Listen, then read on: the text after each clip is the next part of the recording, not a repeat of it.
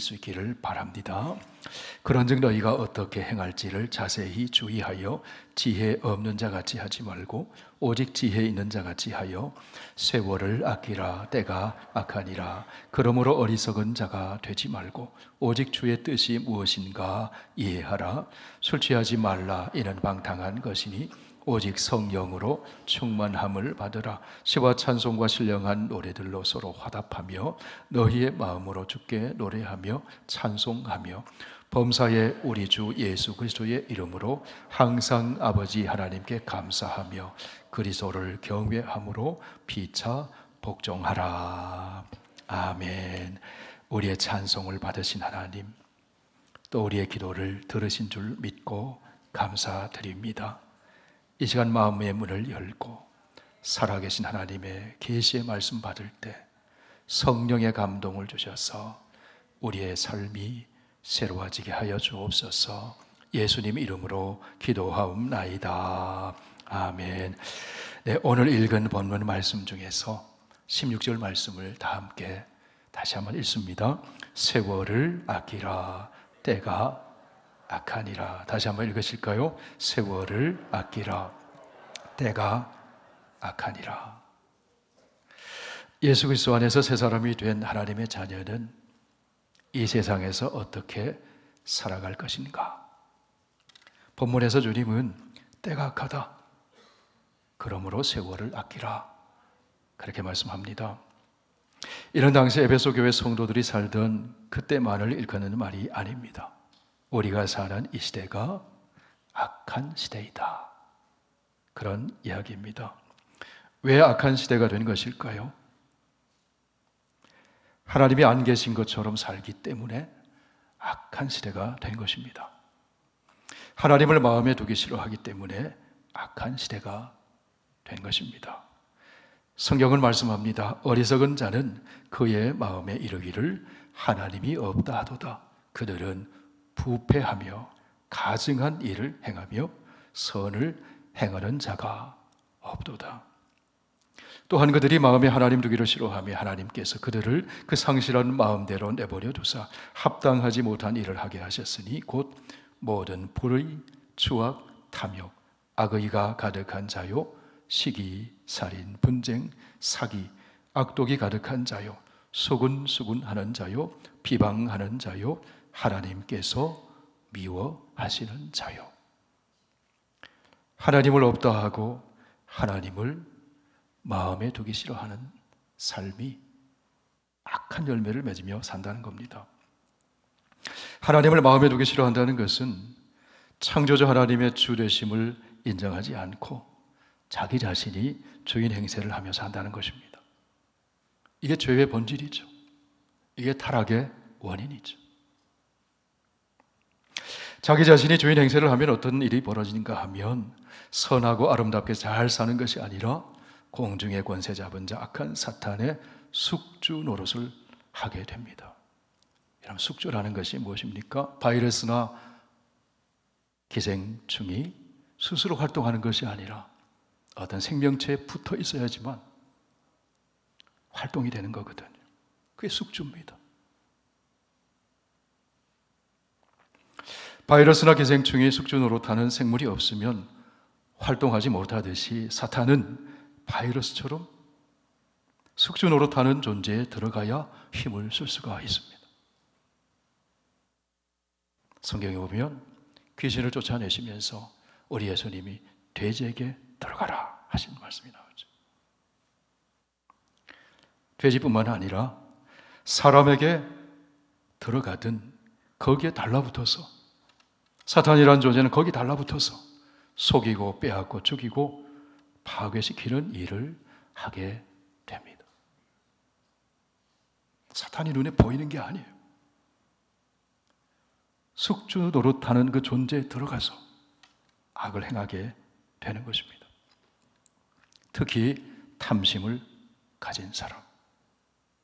탐심은 우상숭배라고 했거든요.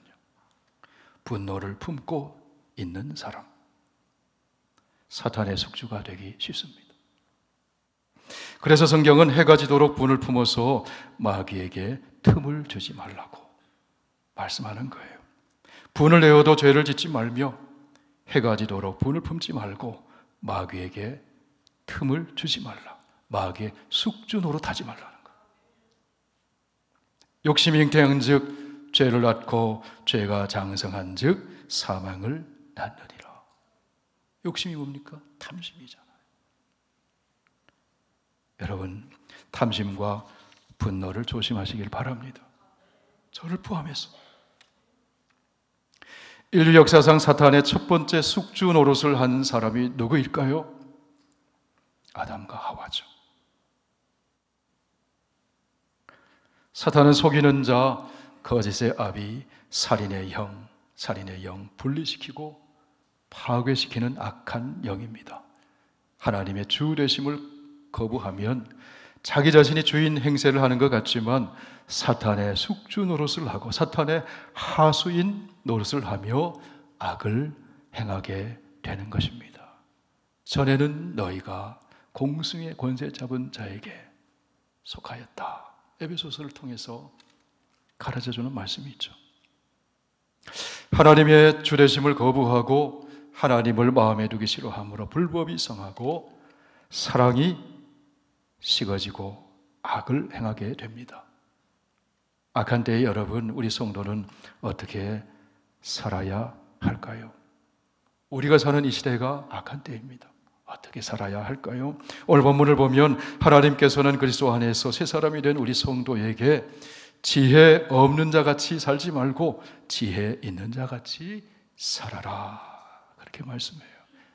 그러면서 그 앞에 이렇게 말씀 덧붙입니다. 어떻게 행할지 자세히 주의해서. 대강 주의하는 것이 아니라 어떻게 자세히 주의해서. 내가 하나님의 주되심을 인정하고 하나님을 경외하며 살고 있는지를 자세히 주의해서 살펴라.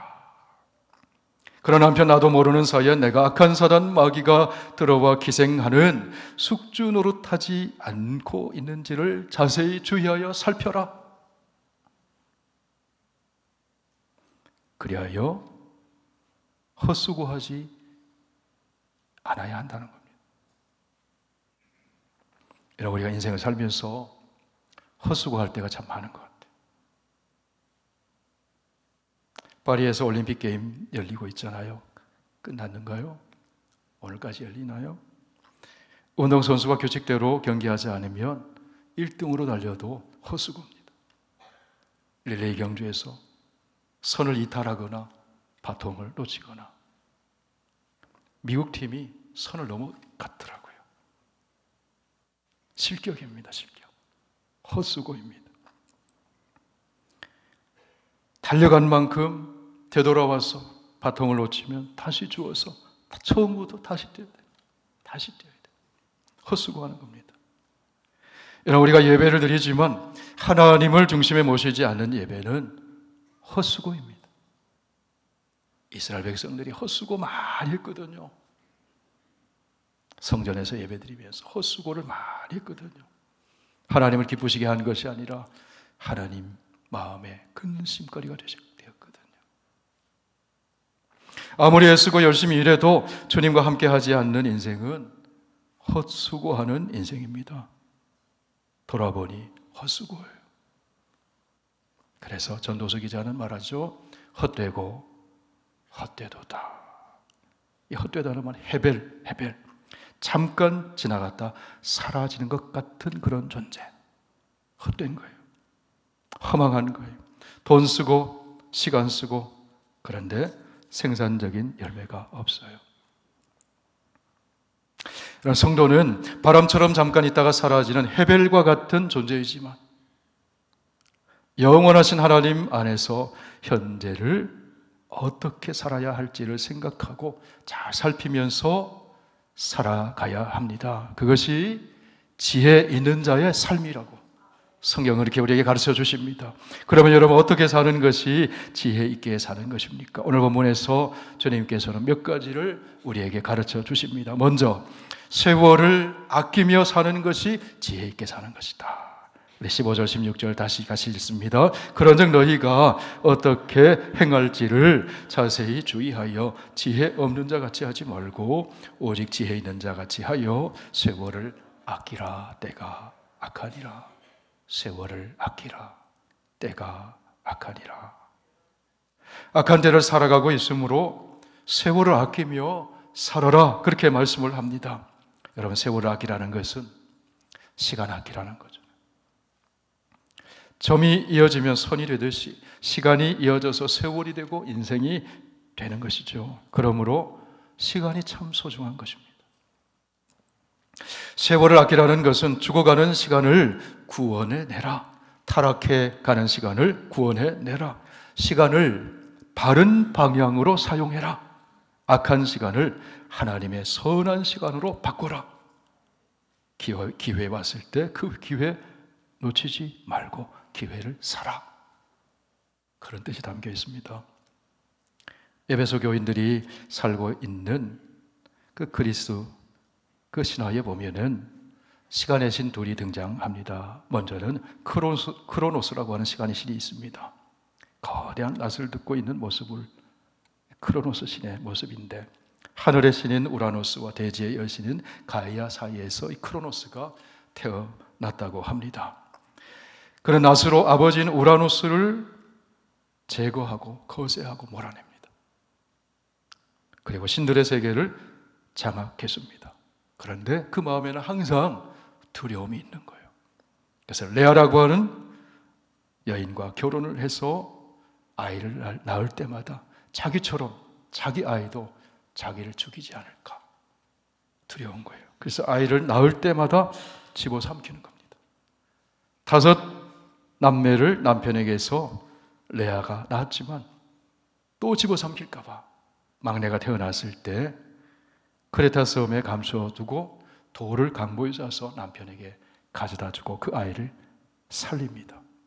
그 목숨을 건진 아이가 올림포스 신들의 왕 제우스라고 합니다. 시간의 신인 크로노스가 자식을 잡아먹는 이야기가 무엇을 의미할까요? 시간은 절대적인 거랍니다. 시간은 세상의 모든 것을 삼켜버린다는 겁니다. 권력도 삼켜버리고, 부도 삼켜버리고, 명예도 삼켜버리고, 지식도 삼켜버리고, 젊음도 삼켜버리고, 생명도 삼켜버린다는 거예요. 시간 앞에서는 장사가 없는 거예요. 힘을 쓰지를 못합니다. 그리스 신화에 크로노스와 대조되는 또 하나의 시간의 신이 등장하는데 카이로스라고 하는 시간의 신입니다. 카이로스는 제우스의 막내 아들로 알려져 있습니다. 카이로스는 소멸되어 버리는 절대 시간이 아니라 상대적인 신, 상대적인 시간, 순간의 신, 기회의 신, 그런 시간의 신입니다. 젊고 아름다운 청년 카이로스는 용모가 특이했어요. 머리카락이 풍성한데, 그런데 그 머리카락이 한 탈에만 있는 머리카락이 한 탈에를 이렇게 둘러서 있습니다. 머리 뒤에는 머리카락이 하나도 없어요. 그리고 알몸으로 다닙니다. 양발에는 날개가 달려 있어서 손살같이 지나갑니다. 그래서 그 카이로스를 잡으려고 하면 지나갈 때 뭘 잡아야 되겠습니까? 머리카락을 잡아야 되는 거예요. 딱 잡아야 되는 거예요. 그것이 기회라는 겁니다. 기회. 지나가고 나면 잡을 수가 없어요. 여러분, 여리고 동네에 삭개오라는 사람이 있었잖아요. 기회를 붙잡았어요. 우리 동네에 예수님이 지나가시는구나.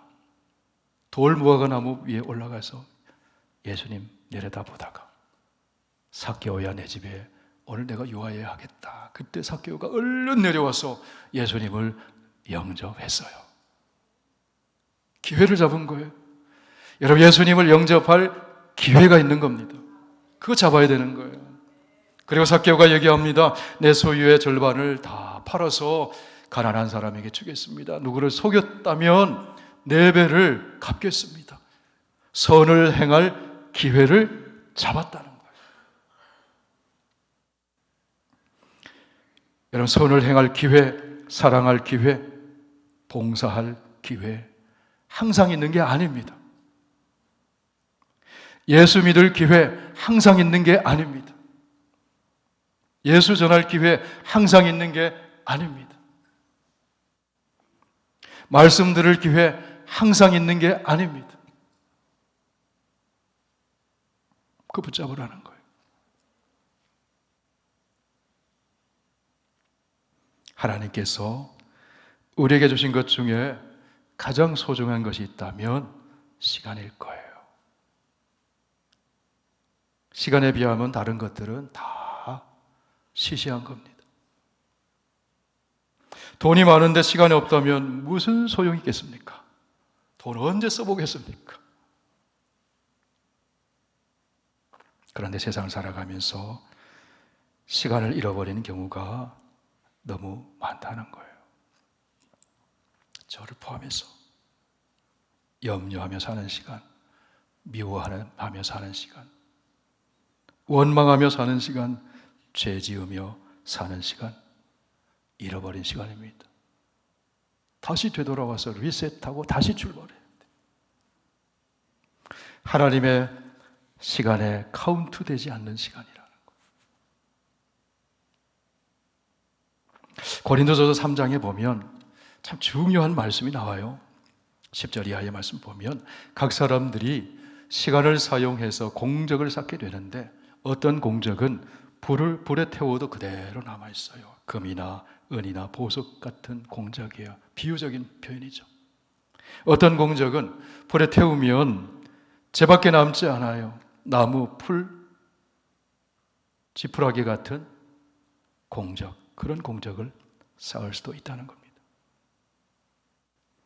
고린도전서 3장 12절에서 15절 말씀, 참 중요한 말씀이 나옵니다. 우리 함께 읽어보실까요? 만일 누구든지 금이나 은이나 보석이나 나무나 풀이나 지푸로 이 터 위에, 이 터는 예수 그리스도입니다. 이 터 위에 세우면 각 사람의 공적이 나타날 것인데 그 날이 공적을 밝히리니 이는 불로 나타내고 그 불이 각 사람의 공적이 어떠한 것을 시험할 것임이라. 만일 누구든지 그 위에 세운 공적이 그대로 있으면 상을 받고 누구든지 그 공적이 불타면 해를 받으리니 그러나 자신은 구원을 받되 불 가운데서 받은 것 같으리라. 여러분, 우리가 구원은 오직 믿음으로 받습니다. 예수 그리스도를 주로 믿으면 누구든지 구원받습니다. 그런데 구원받은 후에 우리의 삶을 통해서 공적을 쌓게 되는데 그 공적에 따라 상을 받게 된다고 말씀해요. 로마 가톨릭 교회의 구원론은 좀 성경과 조금 달라요, 사실은. 그들은 예수 그리스도를 믿고 공적 쌓아야 구원을 이루는 것처럼 가르쳐요. 그래서 어떤 사람은 공적이 부족해서 연옥에서 훈련받아요. 어떤 사람은 공적에 충분해서 곧장 구원받아요. 그렇게 가르친단 말이에요. 그런데 성경은 그렇게 가르치지 않습니다. 고린도전서 3장 12절, 15절 마지막 부분을 보세요. 그 위에 세운 공적이 그대로 있으면 상을 받고 누구든지 그 공적이 불타면 해를 받으니 그러나 자신은 구원을 받되 불 가운데서 받은 것 같으리라. 예수 믿으면 구원받는 거예요.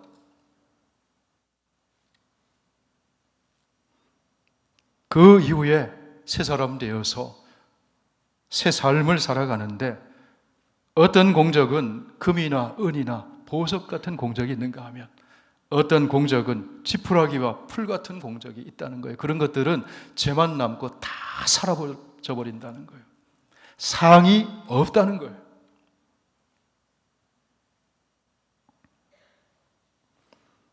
헛된 수고가 된다는 거예요. 그런 공적들은. 그러므로 여러분, 때를 잘 분별하고 시간을 지혜롭게 사용해서 바른 방향으로 사용해야 하는 것입니다. 그리하여 주님으로부터 잘했도다 착하고 충성된 종아 칭찬받고 상을 받아야 하는 거예요. 여러분, 저와 여러분이 칭찬받고 상받기를 축원합니다. 그런 공적을 쌓아야 되는 거예요. 그게 구원의 조건은 아니지만 상의 조건은 된다는 거예요. 여러분, 꼭 상 받으시길 축복합니다. 그러기 위해 시간을 구속하라고, 구원해내라고. 헬렌 켈러가 어린 시절 열병으로 인해서 시각을 잃어버렸어요. 청각도 잃어버렸어요. 언어 장애가 생겼습니다. 그래서 워터라고 하는 단어를 배우는데 7년 걸렸다고 합니다. 워터, W-A-T-E-R, 워터. 헬렌 켈러가 이런 얘기합니다. 내가 사흘 동안만 볼 수 있는 시간이 주어진다면 무엇을 할까? 여러분, 사흘 동안, 여러분 지금 보지 못한다고 생각해 보세요. 사흘 동안 주어지면 여러분은 무엇 하시겠어요? 모르긴 해도 제 아내는 제 얼굴 보고 싶어 할 것 같아. 착각은 자윤이지. 헬렌 켈러는 첫째 날에는 친절과 겸손과 우정으로 내 삶을 가치 있게 해준 사람들과 만나보고 싶다. 특히 설리반 선생님과 만남을 갖고 싶다. 둘째 날은 먼 동이 트며 밤이 낮으로 바뀌는 그 웅장한 장면을 보고 싶다. 우리 날마다 볼 수 있는 거잖아요. 그걸 본 적이 없는 거예요. 셋째 날은 아침 일찍 큰 길가에 나가서 출근하는 사람들의 얼굴 표정을 보고, 오후에는 오페라 하우스에 가서 공연을 보고, 나를 사흘 동안 보게 해주신 하나님께 감사 기도를 드려야겠다. 사흘 동안 볼 수 있는 시간이 주어진다며. 오늘 주님께서 하나님의 자녀인 우리에게 말씀합니다. 지혜 있는 자 같이 하여 세월을 아껴라. 때가 악하니라. 지혜 있는 사람은 죽어가는 시간을 구원해내는 사람입니다. 찾아온 기회를 놓치지 않고 타락한 시간을 하나님의 시간, 선한 시간으로 바꾸어 쓰는 사람입니다. 염려 대신 기도하는 시간, 미워하는 대신 사랑하며 사는 시간, 죄 짓는 대신에 선을 행하며 사는 시간은 하나님이 기억해 주시는 시간을 구원해내는 그런 시간이라는 거예요. 금이나 은이나 보석처럼 불에 태워지지 않고 사라지지 않는 공정을 쌓아서 하나님 나라에서 상 받는 그런 의미 있는 시간이라는 거예요. 그런 삶이 지혜로운 삶이다. 오늘 우리에게 그렇게 가르쳐 줍니다. 성도 여러분, 악한 때를 살아가는 저와 여러분이 세월 아껴 지혜롭게 살아가는 저와 여러분 되시길 축원합니다. 악한 때에 성도는 어떻게 살 것인가? 둘째로 주의 뜻이 무엇인지 이해하고 사는 것이 지혜 있게 사는 것입니다. 17절 말씀 함께 읽습니다. 그러므로 어리석은 자가 되지 말고 오직 주의 뜻이 무엇인가 이해해라.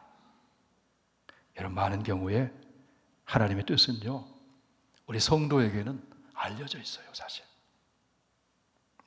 거룩하게 사는 것, 사랑하며 사는 것, 감사하며 사는 것, 기도하며 사는 것, 찬송하며 사는 것, 전도하며 사는 것, 축복하며 사는 것, 빛의 자녀처럼 밝고 따뜻하게 사는 것, 하나님의 뜻인 줄 믿습니다. 그거 이해하고 그 하나님의 뜻을 따라 사는 사람이 지혜 있게 사는 사람이다. 그런데 우리가 그 하나님의 이미 알려주신 뜻을 잊어버린다는 데 문제가 있습니다. 자꾸 잊어버려요. 그럼 어떻게 하면 잊어버리지 않고 그 뜻에 따라 살 수 있을까요? 우선 내면의 소리, 양심의 소리에 귀를 기울여야 합니다. 상식 있는 소리에 귀를 기울여야 합니다. 여러분, 양심은 일반 은총적인 하나님의 진리입니다. 보편적인 진리. 예수 믿는다고 하면서 상식 무시하면 안 돼요. 상식을 존중하면서도 상식을 초월하는 성령님의 음성에 귀를 기울여야 돼요. 그러기 위해서는 하나님을 만나야 됩니다. 대화하고 교제해야 됩니다. 말씀 읽고 기도하는 데 시간을 드려야 합니다. 말씀 읽고 기도하는데 드리는 시간은 잃어버리는 시간이 아니라 세이브하는 겁니다. 오히려 기회를 만나는 시간입니다. 종교개혁자 마틴 루터는 성경을 참 사랑한 사람이었습니다. 루터는 성경 속에서 시편을 읽고 로마서를 읽고 갈라디아서를 읽고 그러는 가운데 복음의 진리를 새롭게 발견하잖아요. 성경 안에서 살아계신 하나님을 만난 거예요. 복음을 깨달았어요. 자유를 얻게 됐어요. 그런 루터를 하나님은 사용하셔서 세계 역사를 바꾸시잖아요. 성경을 읽었기 때문에, 기도했기 때문에. 루터가 이런 말을 합니다. 성경은 살아있어 나에게 말한다. 성경은 발이 있어 나를 쫓아온다. 성경은 손이 있어 너를 꼭 붙잡는다. 어떤 사람이 지혜로운 사람일까요? 하루를 시작하면서 먼저 성경을 붙잡는 사람이 지혜로운 사람인 줄 믿습니다. 우리가 성경 붙잡으면 성경이 우리를 붙잡아 줍니다. 성경을 통해 말씀하시고 만나주시는 하나님의 손이 우리를 붙잡아 줍니다. 두려워하지 말라. 내가 너와 함께함이라. 내가 너를 도와주리라. 나의 의로운 오른손으로 너를 붙들리라. 성경을 통해 우리는 하나님 뜻 이해하게 됩니다. 오늘 성경은 우리에게 말씀합니다. 하나님의 뜻을 이해하지 못하고 사는 사람이 어리석은 사람이라고. 하나님 뜻 이해하고 사는 사람이 지혜 있는 사람이라고. 그렇게 살라고.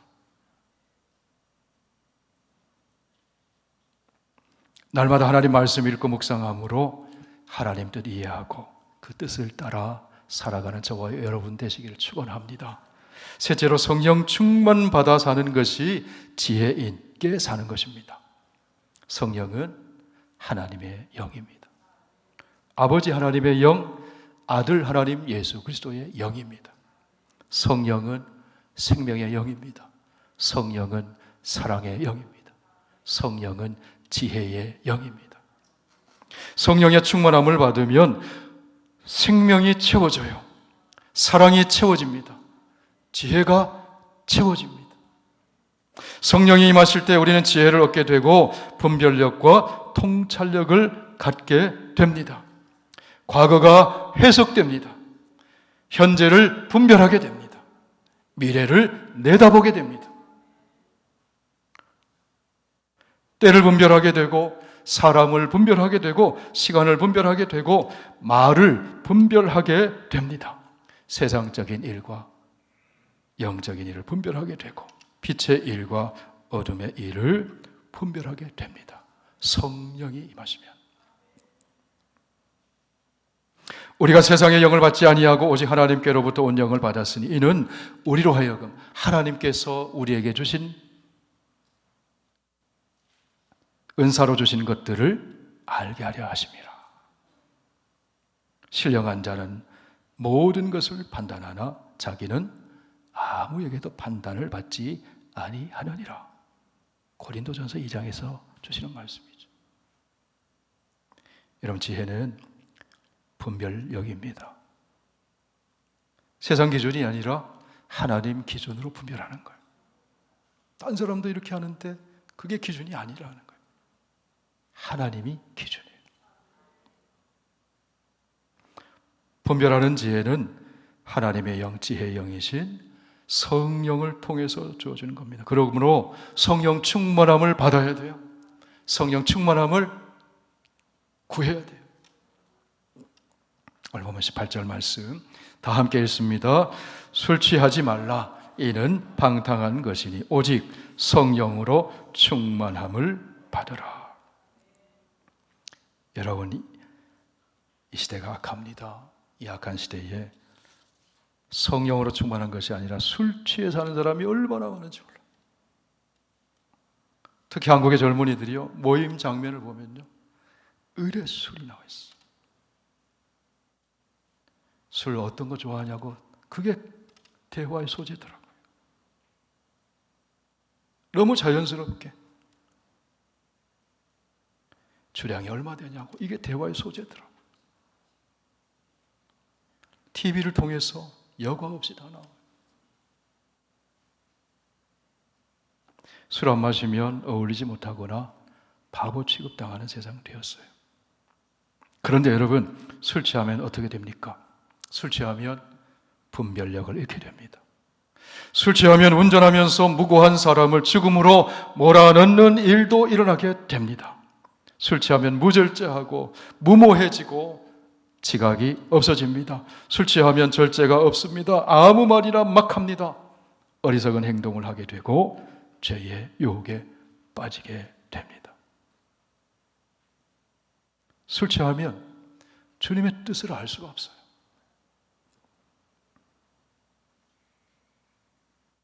그러므로 술 취하지 마시길 축원합니다. 아멘 안 하신 분들은 계속 하시겠다는 거예요. 물론 다 술 취하며 사는 분 없으려 생각하지만 앞으로도 술 취하지 마시기를 바랍니다. 아멘. 성령 충만하시기를 바랍니다. 계속해서 반복적으로 성령 충만함을 받아야 돼요. 그러면 성령 충만 받으면 어떤 삶을 살게 되는 것일까요? 19절에서 21절 함께 읽습니다. 시와 찬송과 신령한 노래들로 서로 화답하며 너희의 마음으로 주께 노래하며 찬송하며 범사에 우리 주 예수 그리스도의 이름으로 항상 아버지 하나님께 감사하며 그리스도를 경외함으로 피차 복종해라. 성령 충만하면 감사하는 생활을 하게 돼요. 찬송하는 생활을 하게 돼요. 기쁨이 넘쳐요.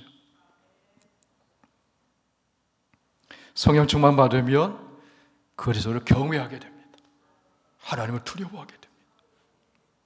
동시에 하나님을 사랑하게 됩니다. 그래서 복종하게 됩니다.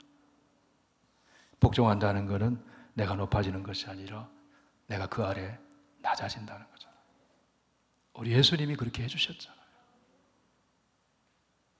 그리스도를 경외하기 때문에 서로를 존중히 여기며 서로에게 복종하게 된다. 나를 내세우는 것이 아니라 서로를 섬기면서 높여주게 된다. 여러분, 서로를 높이지 못하는 이유는 참으로 그리스도를 경외하지 않기 때문에 그런 겁니다. 사실은 성령 충만해서 하나님 통치받으면 하나님을 경외하게 되고 서로가 복종하게 되고 섬기게 되고 하나님 나라의 아름다운 모습이 우리의 삶을 통해 나타나게 되는 것입니다. 어떻게 성령 충만 받을 수 있을까요? 같은 바울 서신서 골로새서를 보면 성령 충만의 열매와 말씀 충만의 열매가 같이 나타나는 것을 봅니다. 골로새서 3장 16절 함께 읽습니다. 그리스도의 말씀이 너희 속에 풍성히 거하여 모든 지혜로 피차 가르치며 권면하고 시와 찬송과 신령한 노래를 부르며 감사하는 마음으로 하나님을 찬양하고 또 무엇을 하든지 이래나 말에나 이래나 다 주 예수의 이름으로 하고 그를 힘입어 하나님께 감사해라. 말씀이 충만해져서 성령 충만 받아서 감사가 풍성한 저와 여러분 되시기를 축원합니다. 지극히 선한 것을 분별하고 감사하고 섬기고 사랑하고 찬송하는 저와 여러분의 삶이 되시기를 축원합니다. 이것이 지혜로운 삶이라는 거예요.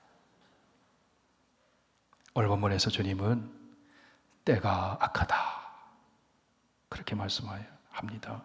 하나님을 거슬러 살고 하나님 마음에 두기 싫어하고 자기가 주인 행세하고 그런 악한 시대에 우리 성도가 어떻게 살 것인가? 지혜롭게 살아라는 겁니다.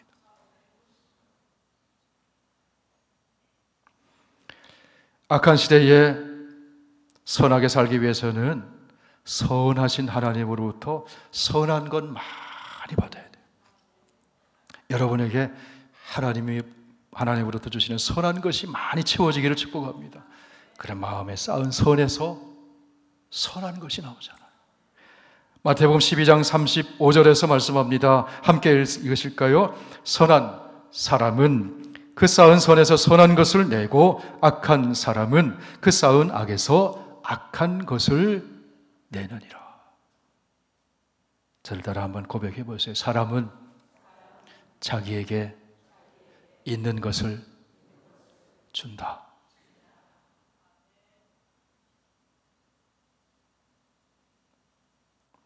지금 우리는 하나님을 거역하는 악한 시대를 살아가고 있습니다. 어떻게 살아가야 합니까? 마태복음 10장 16절 함께 읽습니다. 보라 내가 너희를 보냄이 양을 이리 가운데로 보냄과 같도다. 그러므로 너희는 뱀같이 지혜롭고 비둘기같이 순결해라. 지혜롭고 순결하게 살아라. 지혜 있는 자같이 하여 세월을 아끼라. 때가 악하니라. 오늘 저와 여러분에게 주신 말씀이 좀 있습니다. 사랑하는 성도 여러분, 악한 때를 살아가는 저와 여러분의 삶의 자리에서 주님이 선물로 주신 날들을 지혜 있게 살아가는 저와 여러분 다 되시길 축원합니다. 기도드리겠습니다. 주신 말씀 붙들고 우리 함께 각자가 하나님께 나아가 기도합니다.